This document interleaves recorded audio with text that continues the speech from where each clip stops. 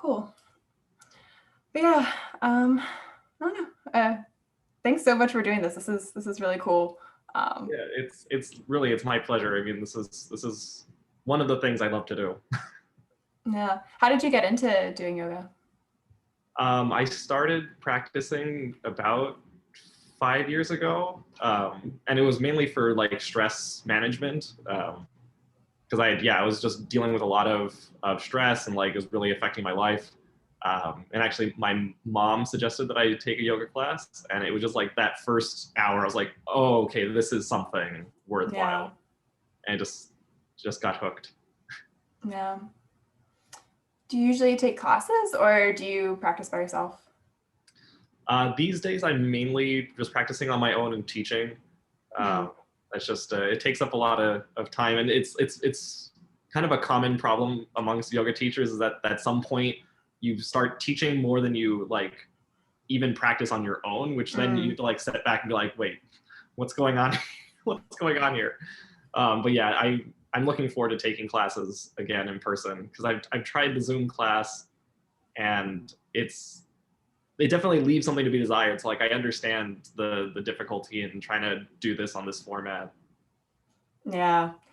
Yeah, there is. I did a couple over the course of the pandemic over Zoom. Most of them were pre-recorded.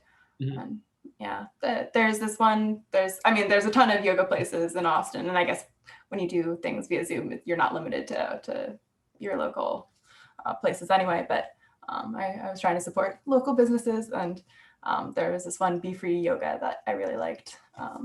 But there's a ton of places in Austin for sure. I've definitely heard that. Yes, Yeah, it fits with the Austin vibe. I think so. Yeah. Well, yeah, if you wanted to just go ahead and get started and maybe some more people will get to join us later on. Yeah, sounds good. All right. Well, thank you both for joining me, and hello anyone on the recording. Um, really excited to be sharing this with you guys today. Just like I guess we're calling it an introduction to yoga, and with an hour-long format, there's really no chance I can even begin to scratch the surface of what yoga is. But I would like to try to share my perspective, what I've learned from my teachers. Um, so I thought we would start off with just a little bit of talking and just talking about yoga, about your guys' experience with yoga and what my experience and kind of what I've learned. And then move into some movement practice, pretty gentle, nothing too fancy. And then end with a little bit of meditation, either lying down or seated, however you want to take it. How's that sound? Awesome. So yeah, for question number one, what is yoga? Any thoughts from you all of what yoga means to you, or what you've experienced with yoga? So I think it was from India. Is that correct? That is correct. Yes. Yeah, I have joined some yoga classes. I think it was during the summer of 2018. So there is a new yoga club opened, just the opposite side of my home. So I joined them and then I practiced for the whole summer. So at the beginning, I was thinking yoga is very simple because it's slow, something like just with some simple positions. But after joining the yoga club, I found that actually I was wrong. It's really hard. It's super hard. It's even hard for me to like stay for a position for about 1 minute. So my muscle cannot support that position. So I changed my mind with the yoga and I found that actually it's worth it to practice. And I found that actually I feel that my muscles are better defined after the practicing. So I appreciate the yoga, what yoga brought to me. Yeah. Yeah, I guess to me, yoga is kind of a combination of very conscious movement and breath. So, a lot of exercise often is very much just about the physical part. But I think yoga brings in more of the mental part and thinking about consciously what you're doing and how your body is able to move in certain ways. Yeah. Yeah, definitely. Yeah, I think those are both really great perspectives on this idea of it being commonly understood as just like it's just whatever stretching or some poses, and then finding out that there's more than that, right? There's the mental component, and there's the component of just like having your body be in one position for a long time is difficult mentally and physically, and those two things are not unrelated. Um, and yeah, so from my understanding of yoga, I mean, ultimately, the way we see yoga in America and certainly online is mainly as a physical practice. But as it originates from the Indian subcontinent, it's a really a spiritual practice and a mental practice. And so it's ultimately concerned with discovering the self, the capital S self. And so these ancient practitioners and sources, depending on who you ask, will say that yoga is 2,000, 3,000, 5,000, 10,000 years old, right? It's an ancient practice that predates written language even. These practitioners were basically concerned with what is real, what is reality, right? This is the most basic philosophical question is what is life, what is reality? And this is the question that yoga practitioners were trying to tackle. And basically they were coming to these observations of like, well, how can something be real? How can something really exist if it's impermanent, right? If it changes. We see this a lot, I mean, in like the Buddhist philosophy, right, of transience, right? And that everything is constantly changing and all of these things that are changing aren't real, right? It's not the core of existence. And that's because the Buddhist philosophy really originates from the Vedic philosophy, which is where yoga comes from. It's all from the same root. And so yoga kind of developed as both the philosophy of what is reality and the practice for how to come to that understanding. So the Spark Notes version of the yoga philosophy is basically that, you know, everything that we interact with isn't really real, right? Because it's all changing. Like, how can we say that I have a body when my body is changing? Every second there's different molecules that are changing. So what does it mean to call it my body, right? That's not a well-defined concept. And so everything that we interact with in the world is really not real. But what we can say is real, like what is the core of our existence, right? The ability that we have an ability to perceive, an ability to be conscious, and that deepest ability, that is the self, and that is what is real, right? It's almost like the same concept that Descartes came up with when he said, "I think, therefore I am." He's like, I can't know anything is real except for the fact that I exist. And it's a similar idea. I mean, they're definitely more nuanced on each side. But it's kind of that core idea. And so yoga developed as, well, how do I get to that point of understanding what that thing is? I know it's there, but how do I understand it really? And so there's lots of different yogas that have been developed. There's kind of like four main types that you may have seen in different forms. So there's the yoga of devotion. If you've seen something called kirtan, or these like groups of people who come and they celebrate with music and song and dance, that is a form of yoga. That's from the Bhakti tradition. There's the yoga of knowledge, which is pretty similar to kind of like the Buddhist lines of thinking. Basically, how can I use my mental faculties to determine what is real and what is not? There's the yoga of karma yoga, which is basically yoga of service, and understanding how my actions, how I interact with the world, can I learn from those things? And then there's the yoga of meditation, which is ultimately where the yoga that we practice today in the West comes from, is this yoga of meditation called Raja Yoga. And so basically there's the idea is that if you do these things, whichever yoga you're following, right, that the goal is to come to this realization that, you know, that the ego and that the body, that all of these things are not really what matters, but there's something deeper. And so like, how does physical practice fit into this? And basically there's lots of reasons why there's a physical practice to yoga. Partially, it arises out of an understanding that if you're going to go sit and meditate, you have to be kind of physically well positioned to do that, right? So like, it's really hard to sit. Even if you're not meditating, to just sit on the ground for an hour, you're gonna get sore, right? It's not comfortable. So part of the physical practice was developed to make it easier for you to sit for long periods of time, right? And you have these stories of yogis meditating for days, weeks, like really these crazy feats of physical persistence, really. And so the part of the physical practice was developed there. Another idea is just that the physical practice literally makes you healthier, right? It makes you less susceptible to disease, because if you're sick, you shouldn't be meditating, you should be resting. So a lot of the physical practice was developed with that in mind. Also to develop what they called like the energetic body, right? Basically, if you're really angry, or if you're not processing your feelings very well, then you're not going to be able to meditate very well. And there's a long system, or a long history of a system of how the energetic body relates to the physical body. So there are lots of ideas about how you move your physical body to help settle your energetic body and make you better prepared to meditate. And so really the common theme, though, is that the physical practice is kind of subservient to the meditation practice, which is where I think the line kind of gets drawn in most yoga classes, that it's mostly, we'll do the physical part, and we're going to kind of leave the meditation for a meditation class or for some other space.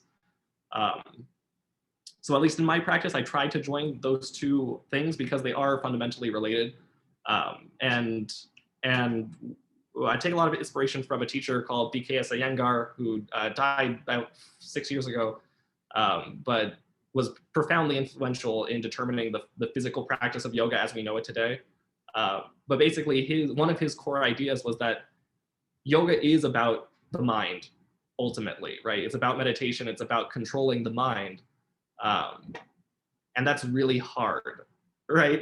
You try not to think about anything, or you try to think about one specific thing, your mind's going to wander, because the mind is like got a will of its own. So he says that the body is much easier to control than the mind, right? So let's start with the body. If you can learn how to control the body, maybe you can learn from that and then figure out how to apply that to controlling the mind. So it's this idea that the physical practice is still subservient to the mental or the spiritual or the meditation practice, but that there is a lot to be gained from exploring the physical practice. So I just talked a lot. Any comments or questions before we kind of move on? So I have a quick question. So I have downloaded a meditation app. So I try to do some meditation myself at home, but actually I found that actually it's impossible for me to do not think anything during the meditation. It's like whenever I sit down, listen to the soft music, and then close my eyes, and I found that actually I cannot clear everything off. Mm-hmm. There is still one thing going in my mind. So is that common during the meditation? Yes, I would say that is probably the most common experience. And even if you talk to meditation masters, like these Zen Buddhist monks who have been doing this for decades, they say the same thing. Really, they say that you can't just shut off your mind, right? So that's not how the mind works. But part of the meditation practice is coming to that realization that like, oh, my mind has gone off, it's gone somewhere else, and then gently bringing it back to the meditation. And so it's a difficult process, and there's a lot of frustration that happens too, right? Where you're like, why can't I do this, right? Or when you realize that you've gone off onto a different thought, getting angry about not being meditating, right? So it's like there's a lot of process that goes on to try to bring the focus back to whatever you're meditating on, if it's the sound or if you're meditating on the breath or on a mantra or something. The idea is just how do you bring it back with love and with grace and being kind to yourself, and being able to do it for a long period of time. And at some point, it just becomes a little bit easier and easier. Yeah, thank you. Yeah, of course.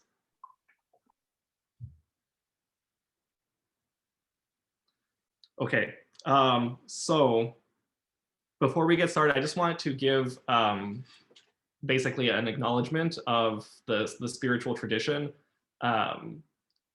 So I wanted to just basically take some time to acknowledge the teachers that I have learned from, and the teachers that I've learned from directly and indirectly, starting from some of the great sages who have passed down this knowledge, this ancient knowledge, the sage Patanjali, the philosopher and sage Shankaracharya, who passed this ancient knowledge and condensed it into a form that we can start to understand. The teachers Vivekananda and Iyengar, who I mentioned, who also have codified and understood this information so that we can learn from it today. I'd like to thank my own and acknowledge my own teacher, Susanna Barkataki, for all of her guidance and understanding. And also to just acknowledge the countless millions, billions of practitioners of this practice who have passed this down from teacher to teacher, student to student over thousands of years, so that we can practice this here today. So taking that time. So with that, I think we can get started with the physical practice for today. So I think you both have space on the floor that you're going to use. Awesome. So you can go ahead and come down to lie on your back. And you can lie down either with the legs long, or you can have the knees bent and the soles of the feet on the mat. And I'm going to go to my mat. So I'm going to just move slightly further back.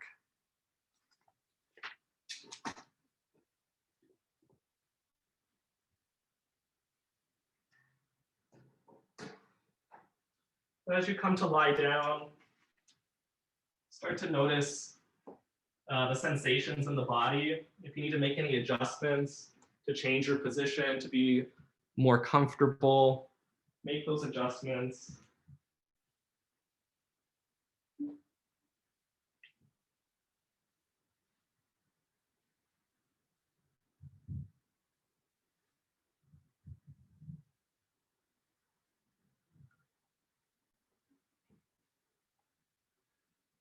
And then start to just notice the breath.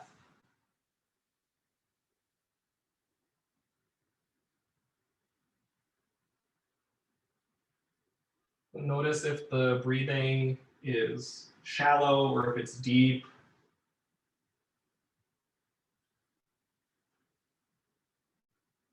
If the breath is quick or if it's slow.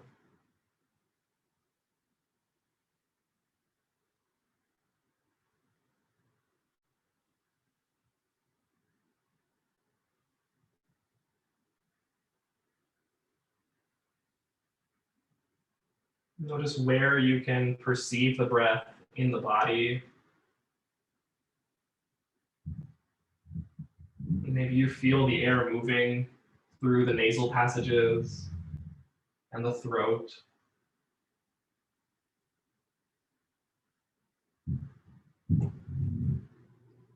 Maybe you can feel expansion in the chest, in the upper back, the abdomen.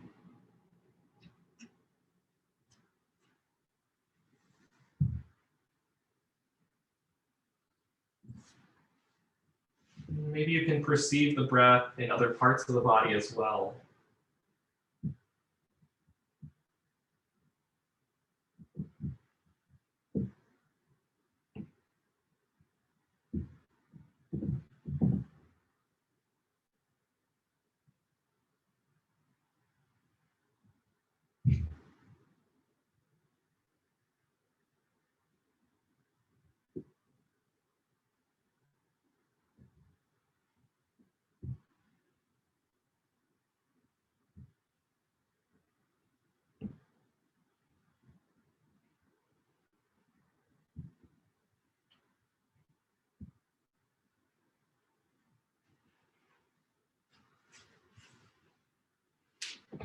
From here, you can bend the knees and place the soles of the feet onto the mat.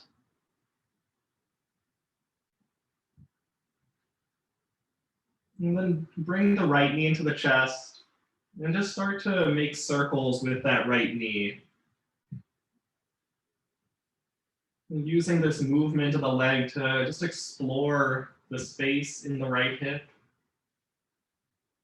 Noticing any sensations, where the movement feels more fluid or where it feels more constricted.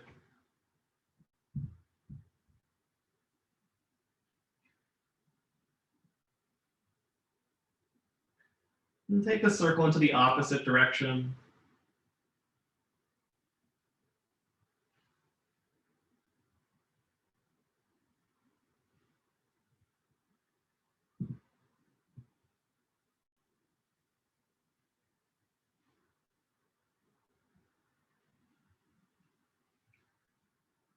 And then come to stillness. And lower that foot down. Do the same thing on the other side, drawing the left knee into the chest.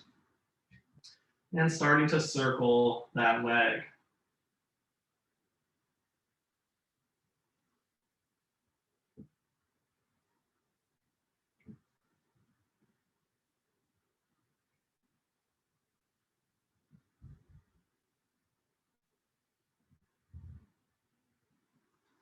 Reverse the direction of the circling.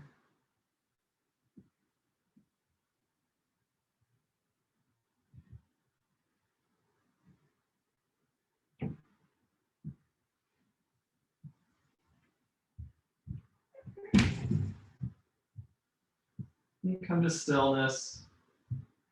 Lower that foot down. We'll bring the right leg, the right knee back into the chest. And then you can interlace the fingers behind the thigh as you start to lengthen that leg, pointing the sole of the foot towards the ceiling. You can leave a slight bend in that knee as well. It doesn't need to be completely straight. You can stay here, or you can also lengthen the left leg any amount along the mat.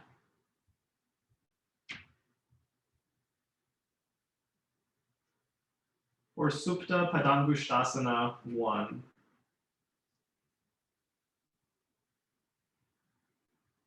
And observe the sensations in the legs. Notice if there's any tension in the shoulders, in the arms, or in the face. And see if you can relax those parts just a little bit.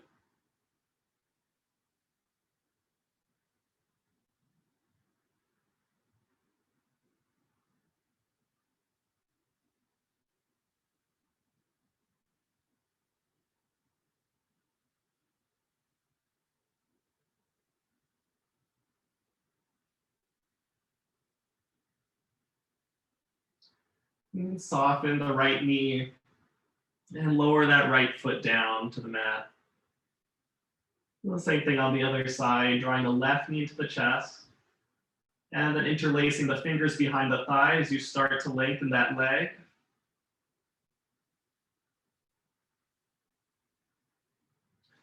And either staying here or lengthening the right leg along the mat any amount. Supta Padangusthasana 1.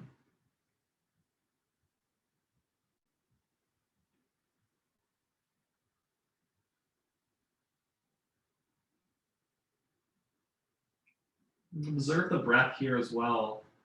Notice, does the position of the leg change how the breath feels?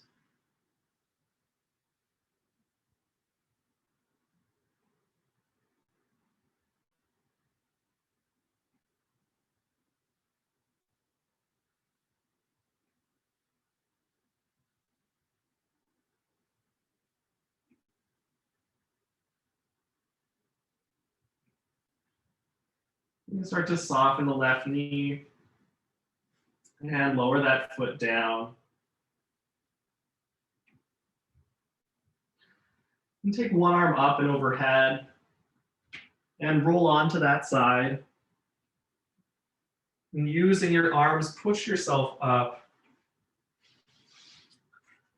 And from here, we're going to come into tabletop or all fours position. We're coming onto hands and knees. And take a moment to find a firm foundation here on the palms and on the shins.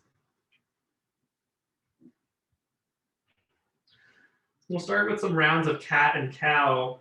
On an inhale, start to lift the gaze, dropping the belly and sending the chest forward. On an exhale, start to round the spine and hollow out the belly. So inhale, lifting the gaze and sending the chest forward in cow pose. Exhale, rounding the spine in cat. You continue to alternate between these two positions, following your own breath. And also observing that if this breath pattern isn't working for you, that you can just breathe naturally as you move through these two positions.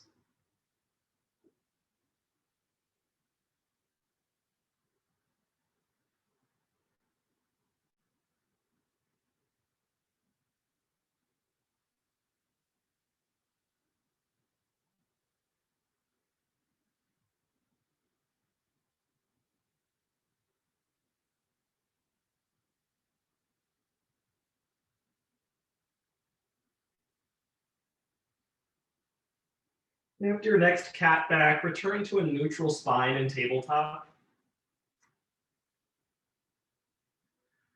From here, we'll step the right foot back and take a moment to just kind of pulse the body forward, so coming onto the toes, and then pulse the body back, coming more onto the ball of the foot.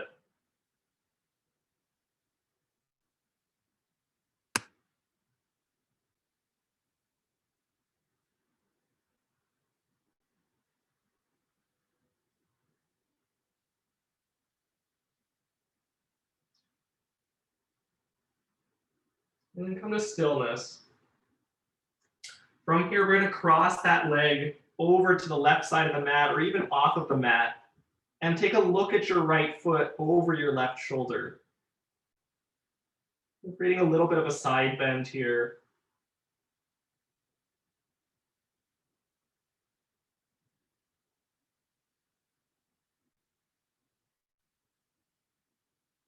Notice the gentle stretch along the right side of the body.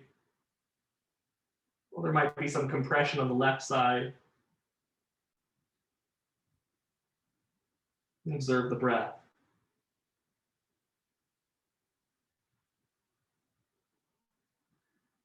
We'll unwind and come back to center and bring that knee in for tabletop. We'll step the left foot back, and again, we'll start with that pulsing, just rocking the body weight forward and back.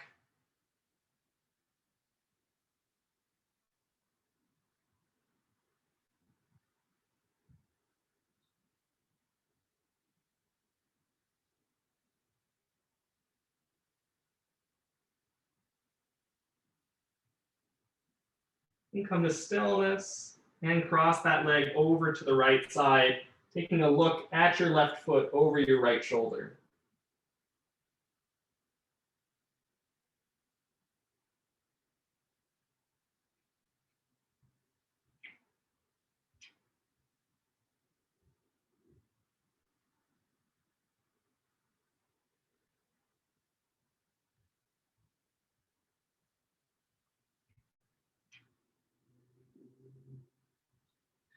Then unwind back to center and back to tabletop. And take a moment here for just free form movement. I find that my wrists tend to feel some pressure, so I like to roll out my wrists every once in a while. You can take some side bends or more cat and cow.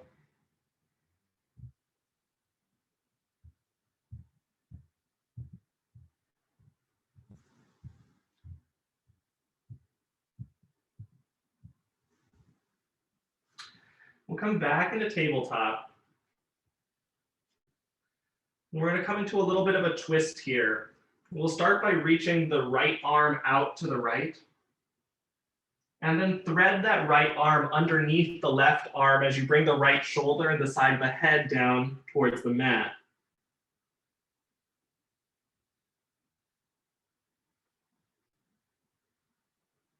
You're welcome to stay here. You can also take your left hand, bringing the left hand to the low back or even over towards the right hip.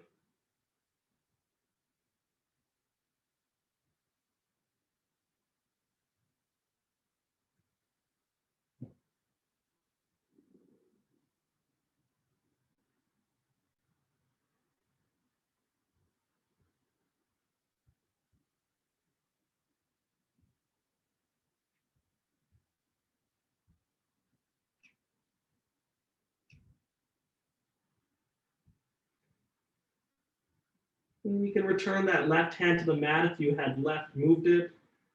Press into the left hand to unwind, coming back to tabletop. We'll do the other side, taking the left arm out to the left, and then threading the left arm underneath the right, bringing the left shoulder inside of the head down towards the mat.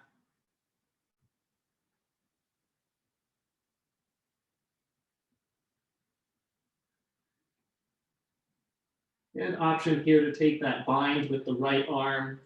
Optionally, you can bring the right hand to the low back or over towards the left hip.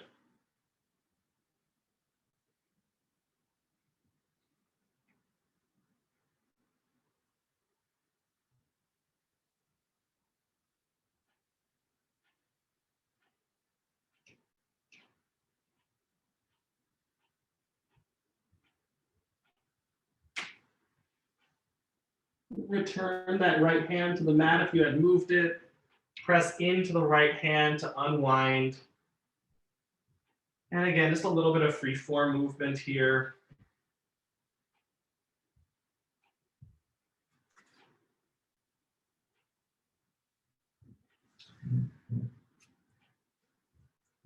We'll come back into tabletop.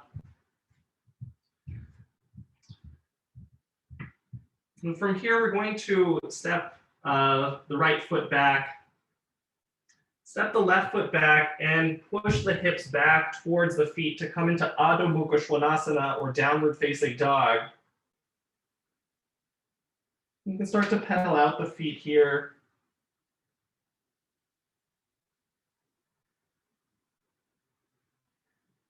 And I actually tend to find this position to be not the greatest first thing in the morning or even later in the day. So if you have a chair nearby, you can also do this pose with a chair by placing the hands up on the chair seat and walking the feet back to that L-like shape. Lots of options here.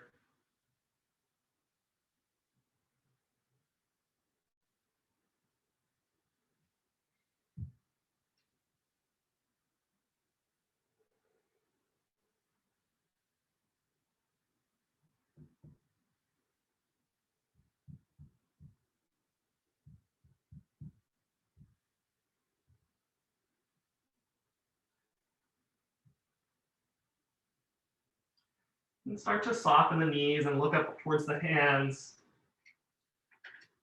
And step or walk the feet forward. And we'll come into a half forward fold here. You start to place the hands either on the thighs, or if you had the chair still in front of you, you could place the hands on the chair seat and lift the chest like cow pose. You can keep a slight bend in the knees, or you can lengthen the legs here.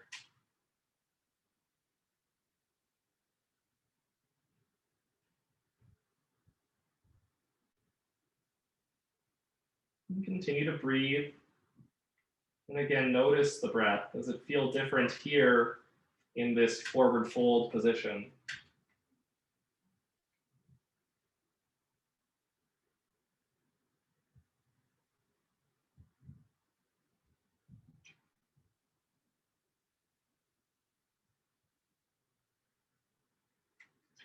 And soften the knees. And place hands on hips and press into the feet to come to stand. And take again some free form movement here if anything needs to be worked out as you come to your standing position.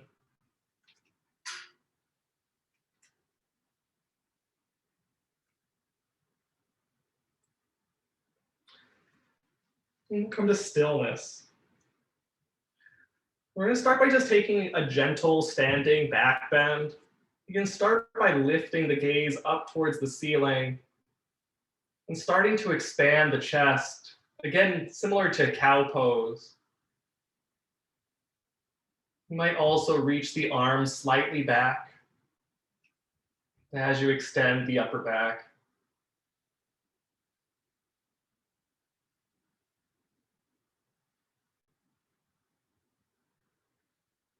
And come back to neutral.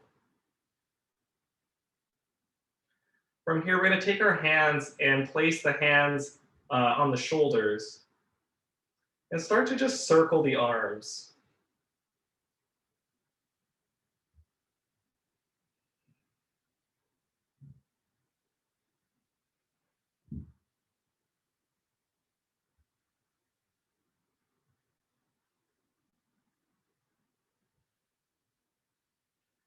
And then reverse that direction, circling the opposite way.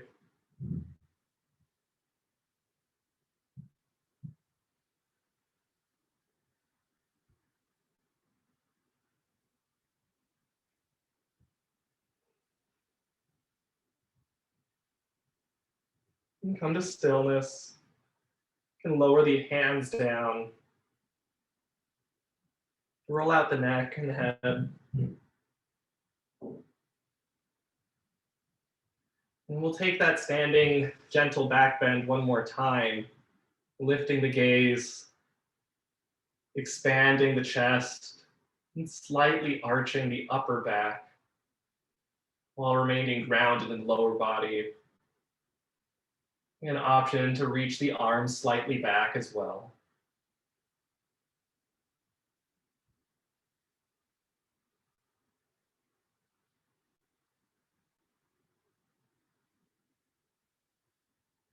And come back to neutral.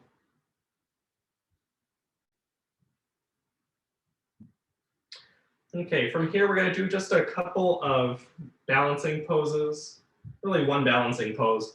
So if you want to have a piece of furniture nearby for some support, you can have that. We'll start to bring the weight into the right foot. And so you can start by just picking up that left heel.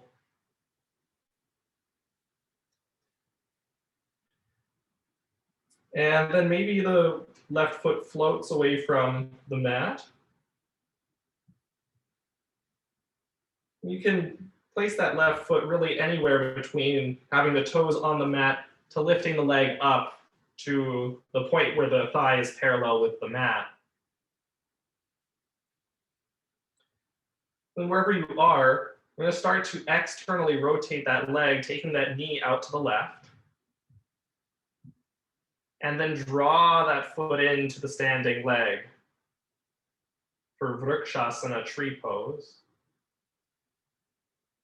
If you want to use the hands here and adjust the position of the leg, of the foot, you're more than welcome to.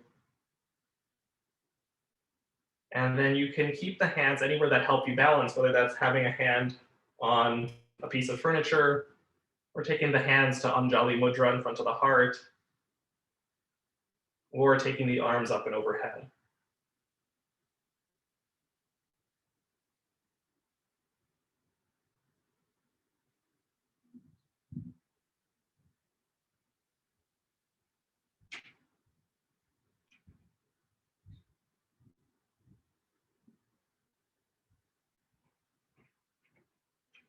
And start to lower the arms if they're up and overhead. And gently lower that left foot back down to the mat. And the same thing on the other side. And start to bring the weight into the left foot.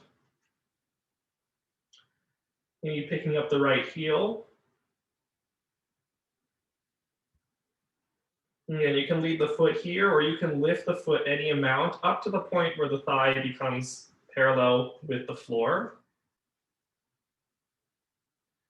Start to take that right knee out to the right and draw the right foot into the standing leg. Again, you can make any adjustments here and take any placement of the hands that'll help you balance in Vrikshasana tree pose.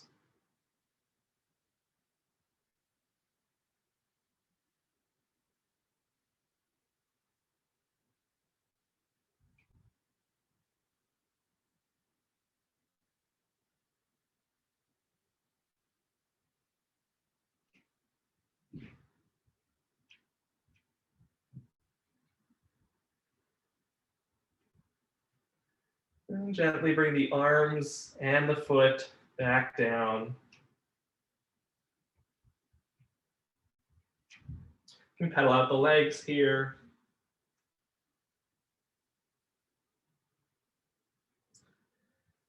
We're going to one more standing pose. You'll take a wide-legged stance facing the long edge of the mat. And turn the left toes out 90 degrees and spin the right heel back about 45 degrees. And notice the position of the hips here. Notice if they feel comfortable wherever they landed when you moved your feet, or if not, can you change the position of the feet to make the hips slightly more comfortable, whether that's taking a wider stance or a shorter stance.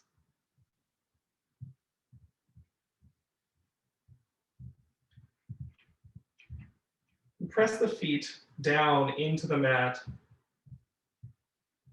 the balls of each foot, the heel of each foot. And notice too that this is also a balanced pose.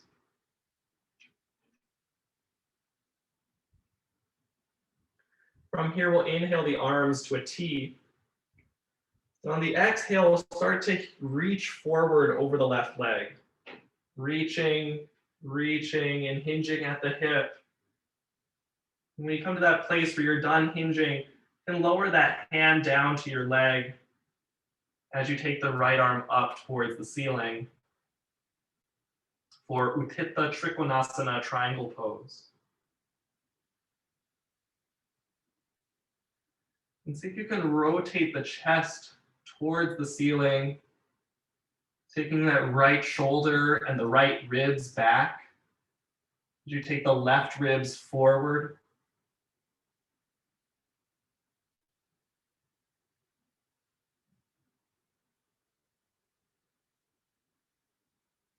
Notice the breath.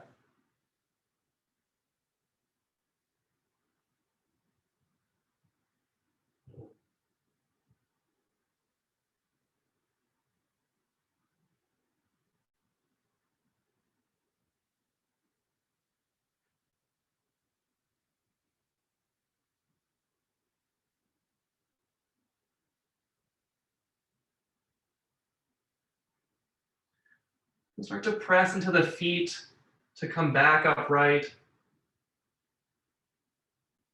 Lower the arms down and parallel the feet.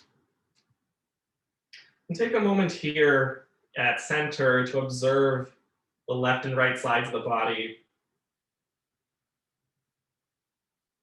And for me, I feel sensations along the left leg, but along the right upper body.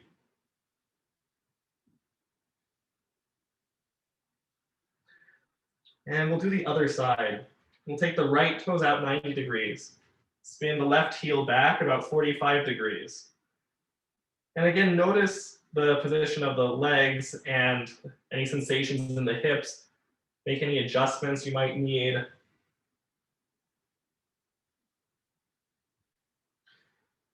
Press the balls of the feet down, the heels down.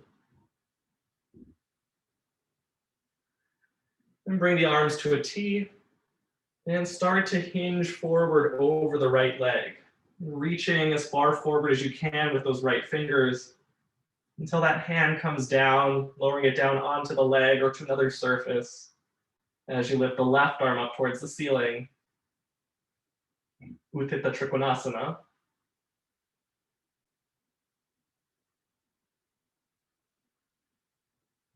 Again, rotate the chest towards the ceiling, taking the left shoulder, the left ribs back, and the right ribs forward.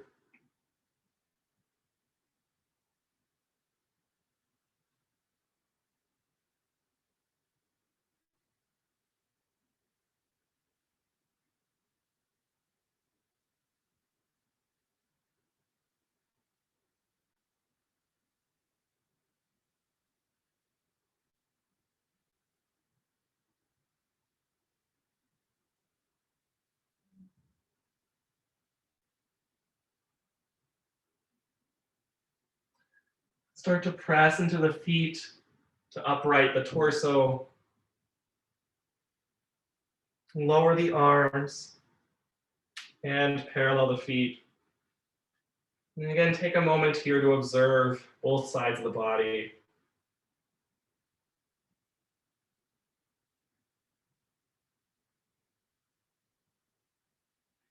You can start to heel toe the feet back in together. From here, we're going to come back down onto the mat. And we'll come into a child's pose here. You can bring the big toes to touch and take the knees slightly wider. Send the hips back towards the heels here. And take the arms forward. You might rest the forehead on top of the hands, or on top of the folded arms.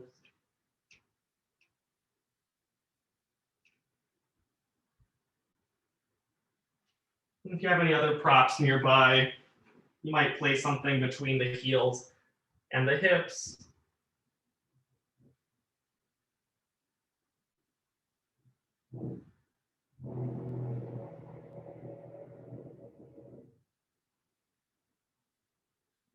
And again, observe the breath.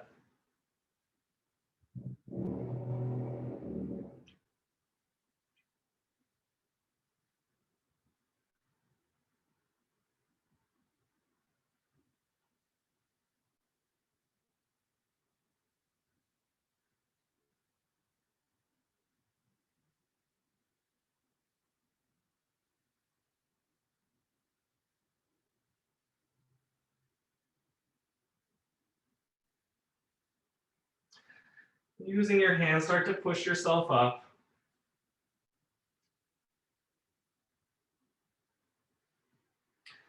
And we're going to come down to lie on our backs. And I think we'll take our meditation supine or lying down. Of course, if you'd rather sit for your meditation, you're more than welcome to. But I'm going to set up for lying down onto the mat. So if you have anything nearby that you want to use to support your body, whether that's something like a pillow underneath the head and neck, or anything to support the legs, or even a blanket to just go over top if it's a little chilly, you can grab those things and set up to lie on your back in Savasana.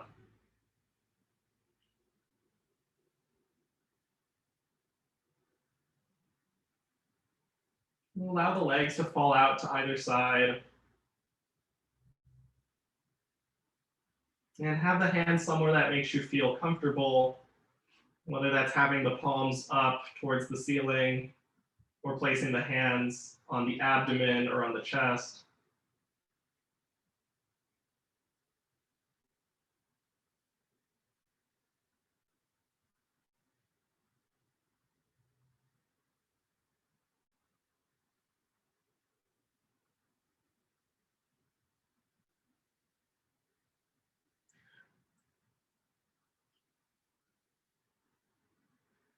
And we'll do a body scan meditation here. This is a form of a guided meditation. And it's a meditation that I use frequently in my own practice. Basically, the idea is to bring the awareness to each part of the body as I name it, to acknowledge any sensations you might be feeling in that part of the body. If you want to try to release any tension that that part of the body might be carrying. But in doing so, right, acknowledging that there is a quality within you that observes the body, that is able to perceive these sensations. And the core of that ability to witness, to observe, is fundamentally different from the body and represents really something closer to that capital S self than the body does.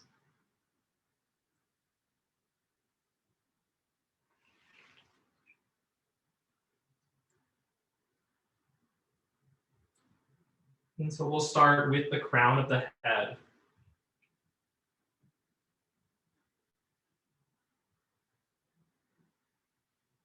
the forehead,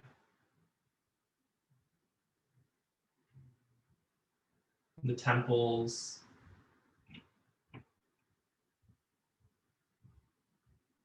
the eyelids, and the eyes.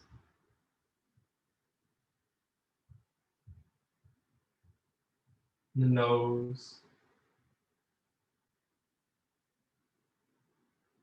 the cheeks,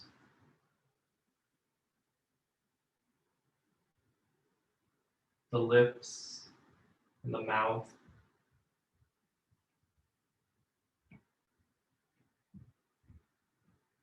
The jaw,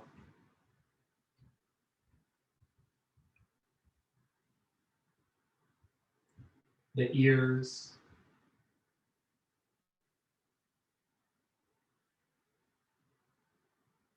the back of the skull,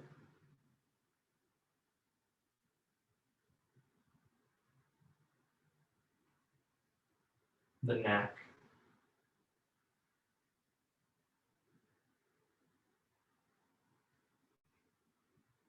And observe the entire head and neck together.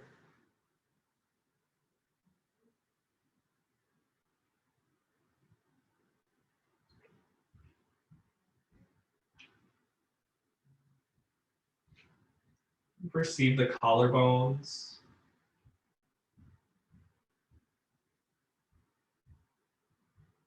the shoulders,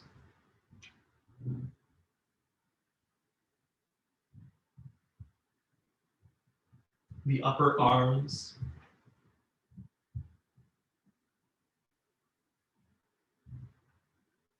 the elbows,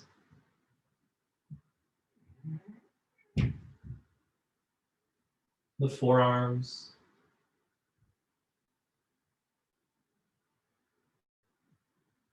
the wrists,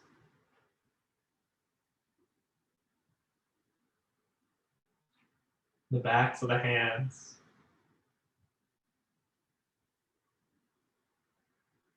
the fingers,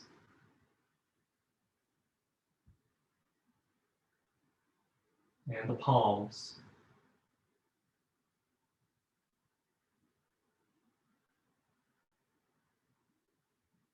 And perceive both arms together.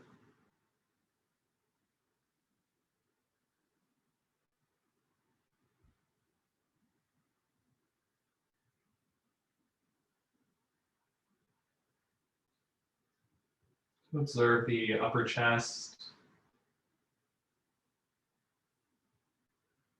the sternum,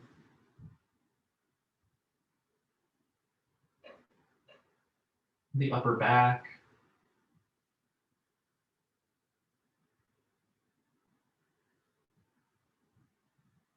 that whole heart space area.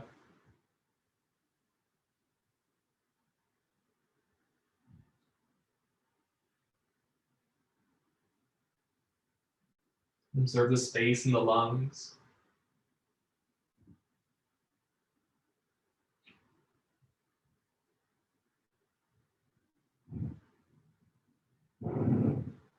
The mid-back.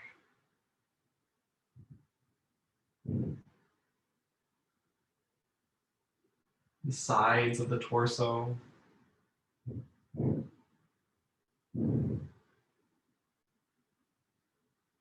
The abdomen.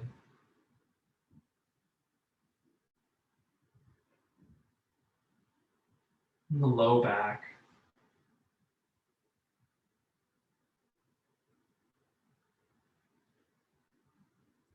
Observe the entire torso together.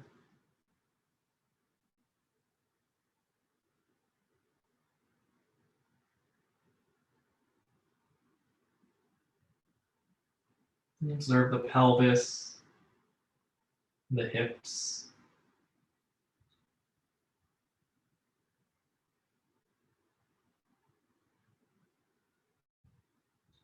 the thighs,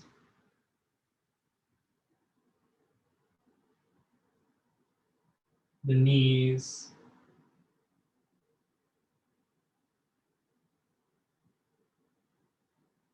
the lower leg,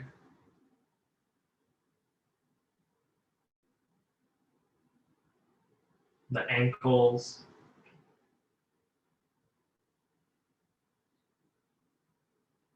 the tops of the feet,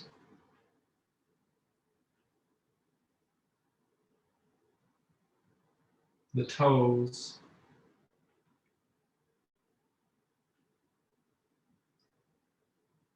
and the soles of the feet.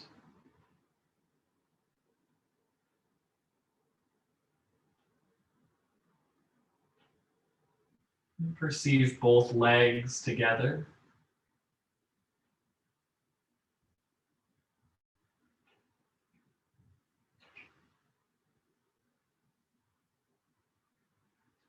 And observe the entire body together.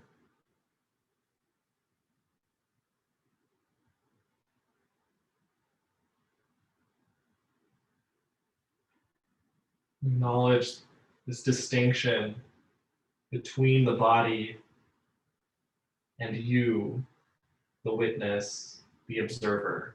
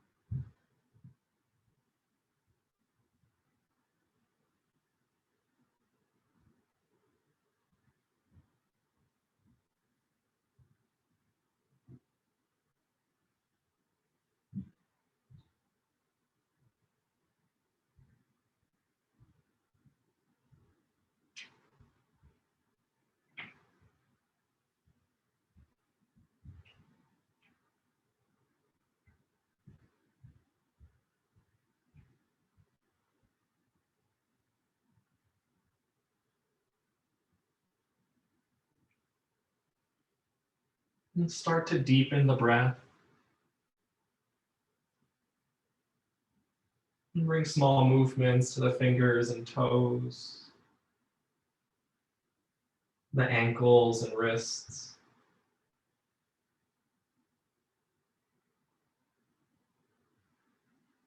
One at a time, bend the knees, placing the soles of the feet onto the mat.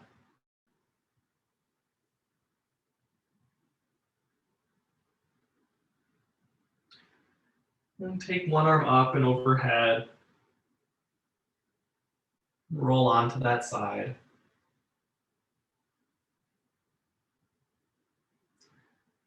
Using the strength in your arms, push yourself up. And we'll come into any comfortable seated position.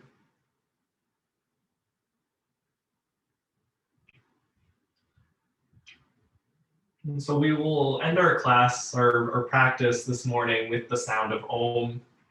Om is the sound of the universe, of the underlying reality that yoga is designed to teach us to understand.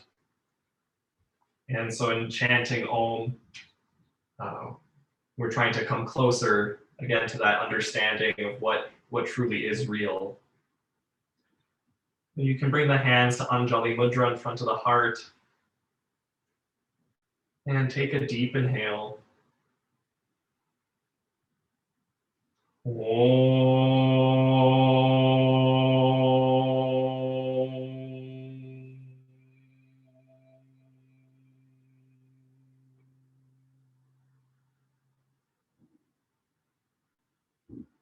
Thank you so very much for joining me today. Have a wonderful rest of your day, wonderful weekend. Thank you.